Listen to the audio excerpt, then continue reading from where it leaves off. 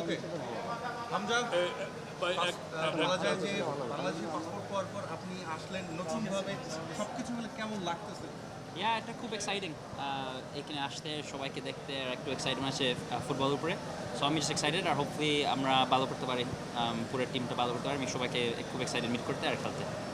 সিঙ্গাপুরের বিপক্ষে ম্যাচটা দিয়ে আপনার বাংলাদেশে অভিষেকটা হচ্ছে আসলে এই ম্যাচটা নিয়ে আপনি কি পরিকল্পনা করেছেন বা এই ম্যাচটা নিয়ে আপনি কতটা ভাবছেন?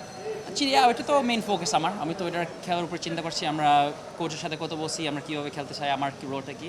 সো এটার জন্য জাস্ট এক্সাইটেড শুরু করতে, ট্রেনিংও করতে। আমরা 2-3 হয়েছে যে ট্রেন করি নাই ট্রাভেলের জন্য। সো জাস্ট এক্সাইটেড টিমের সাথে ট্রাভেল করতে, সবার সঙ্গে মিট করতে আর খেলাতে ভালো করতে।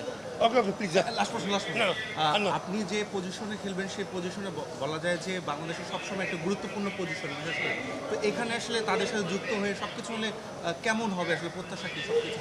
হোপফুলি ভালো হবে আমাদের। আমি জানি যে টিমটা খুব ভালো, প্লেয়ারগুলো খুব ভালো। সো আমি এদের এক্সাইটেড ওদের সাথে ওয়ার্ক করতে আর হোপফুলি হেল্প করতে আর হোপফুলি আমরা সবাই ভালো করতে পারি। হামজা যুক্ত হয়েছে সবকিছু। Okay thank you thank you.